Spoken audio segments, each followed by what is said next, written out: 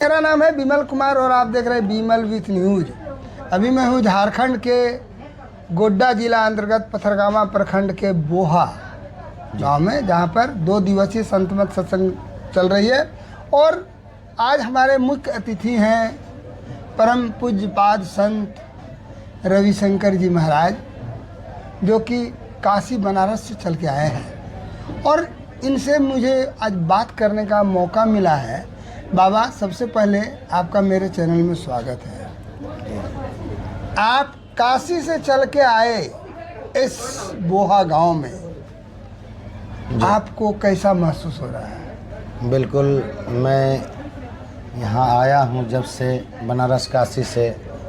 यहाँ के भक्तों में बहुत ही प्रेम है और यहाँ ऐसा प्रेम उमड़ रहा है जैसे सबरी के आश्रम में राम आए थे तो सबरी बेचारी प्रेम में पागल थे, क्या खिलाए राम को, कहाँ बैठाए राम को। उसी प्रकार हमारे बोहा ग्रामीण वासी, जब से मैं आया हूँ बनारस काशी से, ये सब लोग प्रेम में पागल है, क्या खिलाए महाराज जी को, कहाँ रखे महाराज जी को। यानी कि सब तरह से यहाँ बिल्कुल हमको अच्छा लग रहा है और बड़ा ही सुंदर तरीके से सत्संग का भी आयोजन हो रहा है। बाबा, अगला प्रश्न है कि कहता है कि सत्संग में जो प्रवचन करता होते हैं वो ललाट में चंदन नहीं लगाते हैं और टीका नहीं लगाते, आपने लगाया, इसका क्या कारण है? मेरी बात समझिए, हमारे महर्षि में ही परमहंस जी महाराज के हृदय स्वरूप हो गए महर्षि साई स्वामी जी महाराज। साई स्वामी जी महाराज हुए ना, तो एक बार हमारे व्यासानंद जी महाराज चंदन टीका लगा के मंच पे गए, तो उनके जो विरोधी थे वो गए हमारे महर्षि साई स्वामी जी महाराज के पास और बोले कि चंदन लगाए हैं। उन्होंने कहा, कुछ बाबा का आदेश हुआ कि देखो, जिस लड़की का विवाह नहीं होता है वो टिकली नहीं लगाती है, सिंदूर नहीं लगाती है, चूड़ी नहीं पहनती है, लेकिन जिस लड़की का विवाह हो जाता है वो टिकली भी साटती है, सिंदूर भी लगाती है, साड़ी भी पहनती है। उसी प्रकार हमारे महर्षि साई स्वामी जी महाराज बोले, जब व्यासानंद जी महाराज संन्यास ले लिया है तो वो चंदन नहीं लगाएगा, टीका नहीं लगाएगा। उसके लिए सेवा क्या है? आप लोग देखिए, कभी लाल पहन रहे, कभी सफ़ेद कपड़ा पहन रहे, कभी पीला कपड़ा पहन रहे, लेकिन हम लोगों का देखिए एक के रंग है।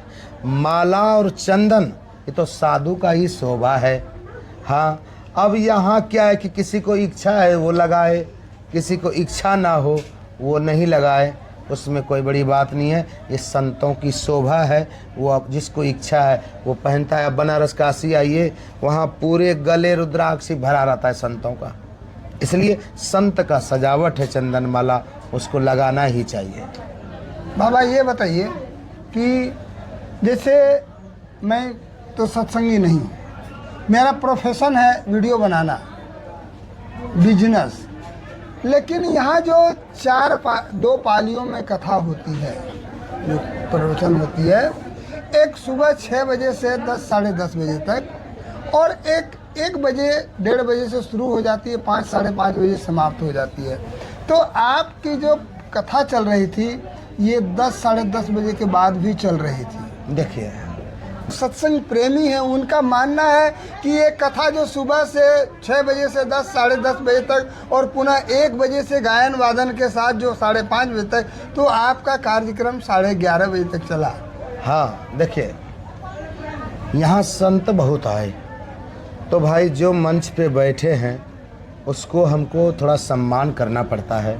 उसको 15-20 मिनट अगर हम नहीं देंगे समय, वो दोबारा हमारे मंच पे आएंगे नहीं। हाँ, इसलिए अगर आपके समाज में कोई संत आया है उसको किसी तरह से दिक्कत नहीं होना चाहिए। राम ने एक बार कहा था, रावण ऐसे पापी अवतार हुए तो मैं राम बन कर के आया, कंस ऐसे पापी अवतार हुए तो मैं कृष्ण बन कर के आया, लेकिन मेरे प्रतिनिधि के रूप में कोई है, वो संत है। इसलिए बोहा ग्राम में दूर दूर से संत आए हैं, सबका प्रवचन उस मंच पे होना चाहिए। और एक बात जान लीजिए, थोड़ा सा मान लिया जाए 11:30 ही बजा, इधर भंडारा में भी हमारा लेट था। यहाँ के ग्रामीण वासी की इच्छा हुए कि महाराज अगर आप 10:30 बजे आरती करेंगे सारे लोग भग जाएंगे, 11:30 बजे करेंगे आप आरती तो सारे भक्त लोग आके भंडारा पाएंगे। इसलिए थोड़ा सा ज़्यादा भी हो गया तो कोई बड़ी बात नहीं है, आप दवाई खाएंगे तो उल्टा सीधा रिएक्शन हो जाएगा। भगवान का कथा थोड़ा ज़्यादा भी सुन लेंगे, रिएक्शन नहीं करेगा, आपको फायदा ही अच्छा करेगा। बाबा ये बताइए कि जैसे कि मुझे पता नहीं, मैंने सुना है कि 2 दिवसीय संत मत सत्संग में जो तीसरा पाली होता है, जैसे आज, वो बिंदु का होता है कार्यक्रम, लेकिन आपका जो कथा था वो उससे हट के, और मुझे ये पता है कि कोई भी जो धार्मिक कार्यक्रम होता है वो try to inspired persons of that area, कि how to develop the person of that area, किस तरह से वहाँ के लोगों का विकास किया जाए, शारीरिक, आर्थिक, मानसिक, क्षेत्रीय, सामाजिक रूप से। आपने उस टॉपिक को चुना था, लेकिन लोगों को लगा कि ये बिंदु से हट के थे। मेरी बात सुनिए, यहाँ अधिक से अधिक खाने पीने वाले आदमी हैं। अरे बिंदु तो थोड़ा सा बात करें, हम बिंदु का घंटों बात कर सकते हैं, उस पर विषय करेंगे, आपका 4 आदमी पंडाल में नहीं रहेगा। क्योंकि समाज में किस तरह से सुधार होना चाहिए, किस तरह से सत्संगी बढ़े, वो प्रवचन अभी होना चाहिए। मैं घंटों बिंदुनाथ पे बोलता हूँ, हाँ, लेकिन मैं थोड़ा इसलिए सब ढंग का प्रसंग उसमें बोला ताकि यहाँ के लोग मांस मछली छोड़ दे, दारू बोतल छोड़ दे, और वो किसी तरह गुरु महाराज का दीक्षा लेके ध्यान पूजा करे। वक्ता को खाली एक ही चीज़ नहीं फोकस करना पड़ता है, पूरी खाली सब सत्संगी नहीं है, वहाँ बिना सत्संगी ही ज़्यादा आदमी है, तो उसको कैसे हमको रिझाना है, कैसे समझाना है। कल देख रहे हैं बहुत कम भीड़ था, आज देखिए पंडाल से भी बाहर लोग जा रहा है। क्यों? उस ढंग का प्रवचन होना चाहिए ताकि सब लोग धीरे धीरे मांस मछली दारू शराब छोड़ करके गुरु महाराज का दीक्षा लेकर ध्यान पूजा करें, इसलिए ये प्रसंग चला है। अगला एक चीज़ बताइए, आज मनु बाबा बोल रहे थे कि जब हम लघु शंका करने जाते हैं तो पानी ले जाकर लिंग को धोते हैं, लेकिन मैंने देखा है कि संत लोग जब लघु शंका करके आते हैं बिना पैर धोए फिर आसन में जाके बैठ जाते हैं। उनको पैर धोना चाहिए या नहीं?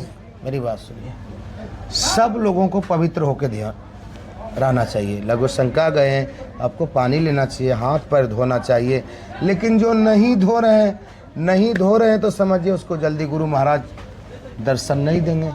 जितना आप पवित्र होकर के रहेंगे, पवित्र जगह पे ही पवित्र वस्तु रखा जाता है।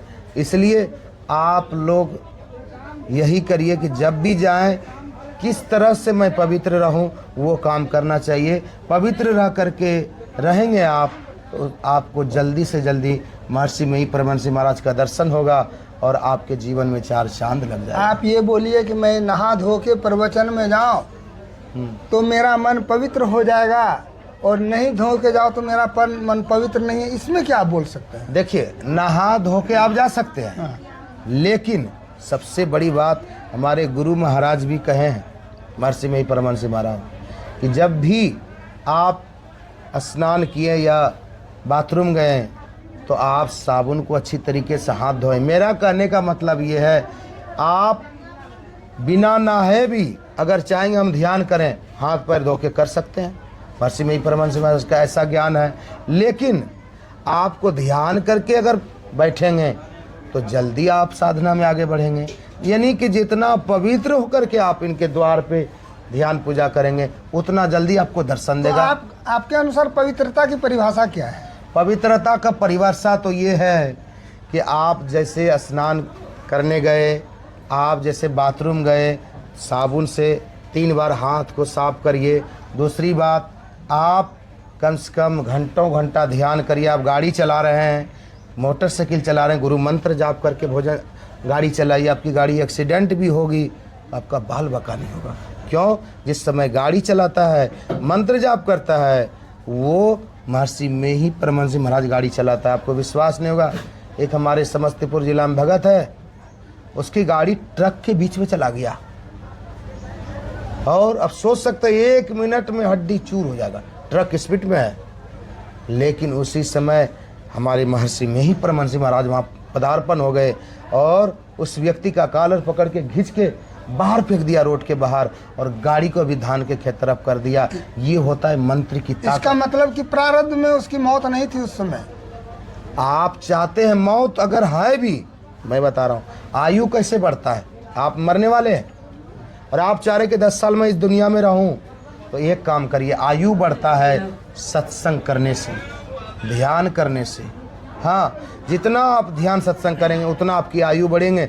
गुरु महाराज के हृदय स्वरूप महर्षि साई स्वामी जी महाराज कहा करते थे कि बहुत बड़े ज्योतिषी ने मेरा हाथ देखा था और कहा था 2-4 साल में आप मर जाएंगे, लेकिन मैंने इतना ध्यान तपस्या किया, ज्योतिषी के डेट को भी पार करके मैं अभी कई साल आगे बढ़ गया हूँ। अच्छा, एक चीज़ बताइए कि एक आदमी मांस मछली खाया है जी, लेकिन उसकी इच्छा हो गई है अंदर से और वो चले जाते हैं कुप्पाघाट आश्रम में और चले जाते हैं वो महर्षि में ही मांस के जो स्मारक है वहाँ पर वो खाए हैं, तो क्या उस आदमी का दोष है या जो प्रकृति ने खींच के ले गया उसका दोष है?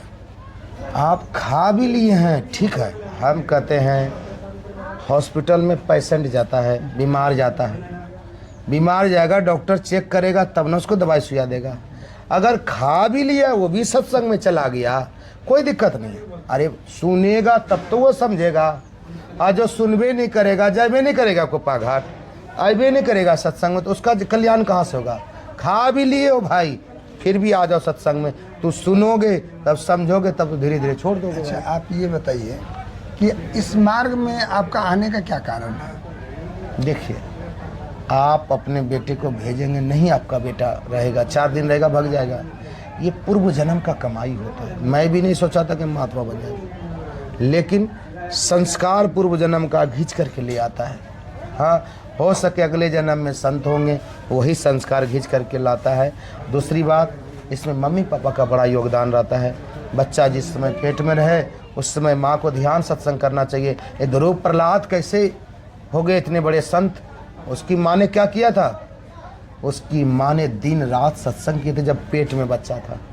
जो माँ के पेट में बच्चा रहे, दिन रात सत्संग करे, उसी के घर में उसका बेटा संत अवतार लेता है, उसका बेटा ध्रुव प्रहलाद अवतार लेता है। ये बताइए कि इतने सत्संग, भजन, कीर्तन, श्रीमद् भागवत कथा, श्री राम कथा हो रही है, लगातार हो रही है, लेकिन समाज में जितना परिवर्तन होना चाहिए वो नहीं हो रहा है। परिवर्तन होगा। देखिए, ये गुरु महाराज का हॉस्पिटल, आपको ये भी पता है कि कितने सत्संगी खनियों खा रहा है, दीक्षा लेकर के भी मौका मिला तो पैको मार लिया वो। ये गुरु महाराज का हॉस्पिटल है। हॉस्पिटल, उधर के हॉस्पिटल में हाथ टूटने वाला भर्ती लिया, माथा फूटने वाला भर्ती लिया, हार्ट अटैक वाला भर्ती लिया है। हाँ, कोई 6 महीना में ठीक होता है, कोई 5 साल में, कोई जीवन भर दवाई खा रहा है। हाँ, एकदम बोरिया लेके घूम रहा है वो। उसी प्रकार ये गुरु महाराज का हॉस्पिटल है। दीक्षा लेकर भी कुछ आदमी खैनी खा रहा है, मतलब उस समझिए हार्ट अटैक वाला पेशेंट है, वो डिब्बी लेकर के ही चचरी पे जाएगा। हाँ हाँ, आपके सामने आपसे जो बात कर रहा है पत्रकार, हाँ, वो ऑलरेडी हार्ट अटैक का पेशेंट है, हाँ, but in this time feeling very happy and very well. इसका क्या कारण है? क्या कारण है? देखिए, आप अगर चाह रहे हैं कि मैं हार्ट अटैक होता क्यों है और किस लिए होता है, क्या कारण है? देखिए, हार्ट अटैक उसी को होता है जो दिन भर हाय करता है। एक गाड़ी खरीद लिए और एक गाड़ी खरीदे, एक मकान बना लिए, मतलब दिन भर उसके माथे पे टेंशन है, टेंशन से हार्ट अटैक होता है। और हमारे महर्षि मही परमहंस जी महाराज 100 वर्ष की अवस्था में जो उसका हार्ट मजबूत, मैं सुने 16 साल वाले लड़का का हार्ट वैसा मजबूत नहीं था। जो भजन करता है उसका हार्ट कमज़ोर नहीं होता है, उसका हार्ट मजबूत होता है। भजन करने वाले कभी हार्ट अटैक हो ही नहीं सकता है। आप इस मार्ग में आकर के विश्व को क्या संदेश देना चाहते हैं? हम यही संदेश देना चाह रहे हैं पूरे विश्व को कि आप सब लोग महर्षि मही परमहंस जी महाराज के शिष्य बनो, दीक्षा लो, भजन करो और अपने जीवन को सार्थक करो और ये जीवात्मा को परमात्मा से मिला दो, आप भगवान ही हो जाएंगे। चलिए, आप मिल रहे थे परम पूज्य पाद संत रविशंकर जी महाराज, जो काशी बनारस से चल के आए हैं, और मुझे मेरा सौभाग्य है कि बोहा में 2 दिवसीय संत मत सत्संग के दौरान इन्होंने मुझे बड़ा बेशकीमती समय दिया है। मैं आपके इस क्षेत्र के तमाम लोगों के मन में जो विचारधाराएं चल रही थी जो आप प्रकट कर रहे थे इनके सत्संग और विचारों पर, मैं उसका खंडन करते हुए बाबा ने जो उत्तर दिया है मैं अपने चैनल के माध्यम से आप लोगों को बताने जा रहा हूं। आप ज़्यादा से ज़्यादा मेरे चैनल को देखिए, विमल विथ न्यूज़ को सब्सक्राइब कीजिए, और इस क्षेत्र का इकलौता चैनल है जो सत्संग भजन चलाता है। मैं इस बाबा को अपने चैनल में जुड़ने के लिए बहुत बहुत बधाई देता हूँ। धन्यवाद, प्रणाम। जी।